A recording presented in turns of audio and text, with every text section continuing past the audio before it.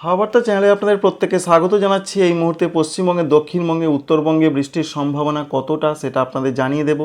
অন্যদিকে পাঞ্জাব থেকে বিহার পর্যন্ত যে অক্ষরেখা ছিল সেটা বেশ কিছুটা এখনও সক্রিয় রয়েছে, যার ফলে পশ্চিমবঙ্গের উত্তরবঙ্গে এবং উত্তর পূর্ব ভারতে, বিশেষ করে আসাম, মেঘালয়, অরুণাচল প্রদেশে ব্যাপক বৃষ্টির সম্ভাবনা রয়েছে।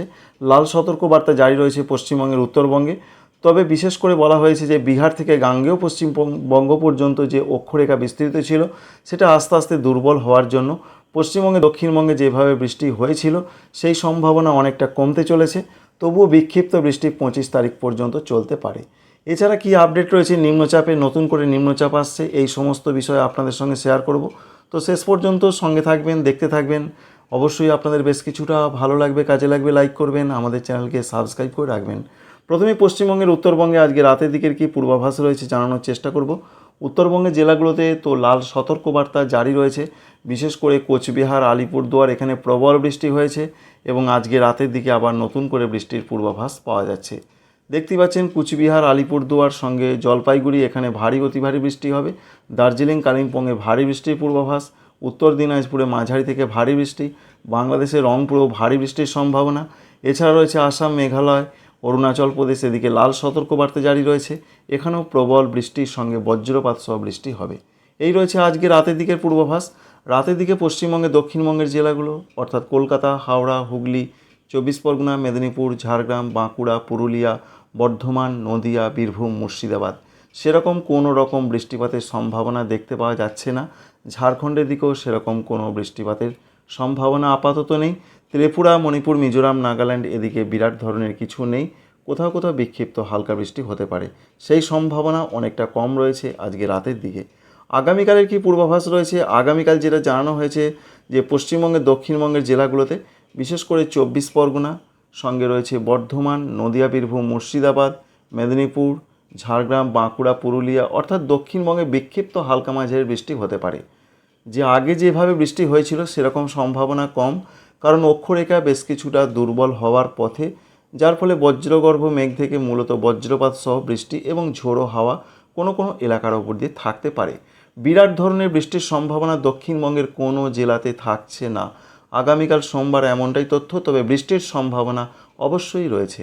উত্তরবঙ্গের জেলাগুলোতেও বৃষ্টির সম্ভাবনা রয়েছে 22 তারিখের দিকে। তবে বৃষ্টির সম্ভাবনা আস্তে আস্তে কমতে থাকবে 23 তারিখ থেকে উত্তরবঙ্গের জেলাগুলোতে।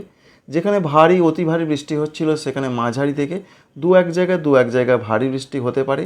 অর্থাৎ 23 তারিখের পর 24, 25 দুই দিন দক্ষিণবঙ্গের জেলাগুলোতেও বৃষ্টি কিছুটা কমবে, উত্তরবঙ্গের জেলাগুলোতেও বৃষ্টি কিছুটা কমবে। তবে দক্ষিণবঙ্গের জেলাগুলোতে যে বৃষ্টিটা চলছে বিক্ষিপ্ত আকারে, সেটা 25 তারিখ পর্যন্ত, বৃহস্পতিবার পর্যন্ত চলতে পারে, এমনটা আলিপুর আবহাওয়া দপ্তর বলছেন। তো আমরা কি দেখতে পাচ্ছি? আমরা যেটা দেখতে পাচ্ছি মূলত 23 তারিখ পর্যন্ত চলতে পারে। 24 তারিখ থেকে দক্ষিণবঙ্গ, পশ্চিমবঙ্গে, দক্ষিণবঙ্গের জেলাগুলোতে বৃষ্টি অনেকটা কমতে চলেছে। অর্থাৎ বুধবার থেকেই পশ্চিমবঙ্গে, দক্ষিণবঙ্গে বৃষ্টি কমার সম্ভাবনা রয়েছে। ঠিক উত্তরবঙ্গ সেই পরিস্থিতি। এখানে আর একটা তফাৎ রয়েছে, 27 তারিখ অর্থাৎ 26 তারিখ রাত থেকে উত্তরবঙ্গের জেলাগুলোতে আবার নতুন করে বৃষ্টি ফিরে আসছে।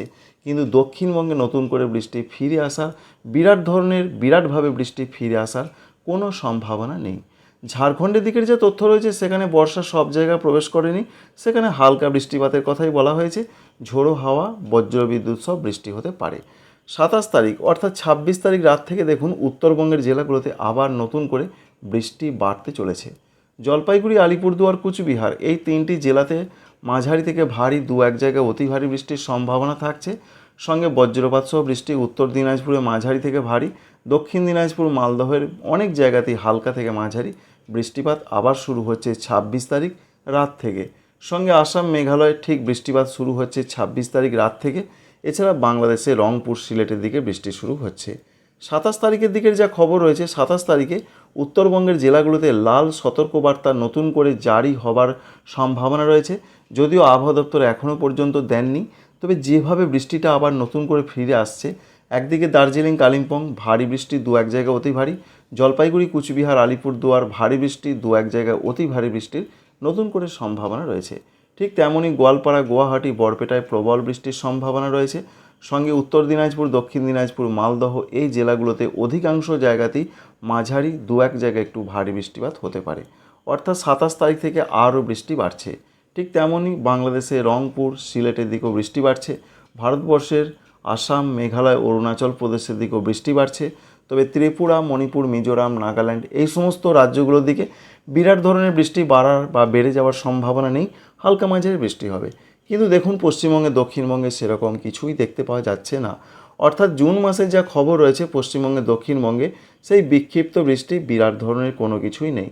আর উত্তরবঙ্গে আরও বৃষ্টি আসছে। অর্থাৎ যেভাবে বৃষ্টি দেখতে পাওয়া যাচ্ছে, নদীগুলোর জলস্ফীতি বেড়ে যাওয়ার সম্ভাবনা নতুন করে রয়েছে। তাই 26 তারিখ রাত থেকে 27 তারিখ, 28 তারিখ, 29 তারিখ, 30 তারিখ অর্থাৎ জুন মাসটা উত্তরবঙ্গের জেলাগুলোতে ব্যাপক বৃষ্টি চলবে। জুলাই মাসে একটা পরিবর্তন।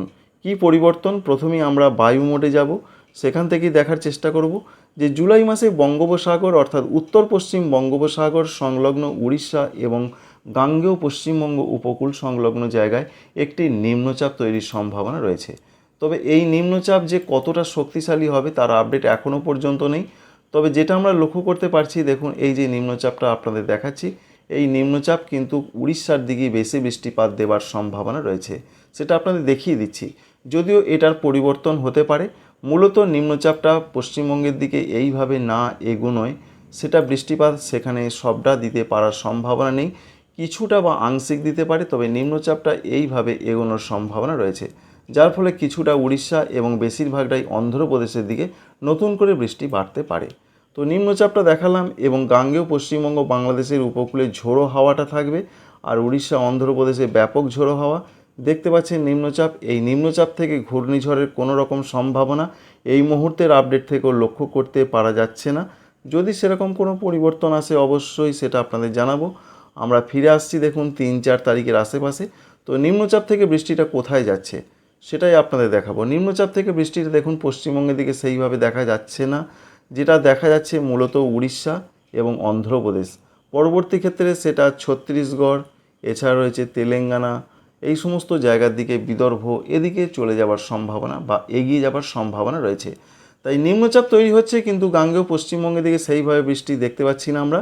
5 জুলাই তারিখে যদি আমরা দেখি, দেখুন বৃষ্টিটা পুরোপুরিভাবে অন্ধ্রপ্রদেশ এবং আরও সেটা পশ্চিম দিকে এগিয়ে যাচ্ছে, কিন্তু গাঙ্গেয় পশ্চিমবঙ্গের দিকে সেইভাবে বৃষ্টিপাতের সম্ভাবনা দেখতে পাওয়া যাচ্ছে না। উড়িষ্যার দিকে কিছুটা হতে পারে, মূলত বৃষ্টিটা অন্ধ্র দিয়ে চলে যাওয়ার সম্ভাবনা রয়েছে। আর 6 তারিখের যা পূর্বাভাস, দেখুন বৃষ্টি অনেক এগিয়ে চলে গেছে।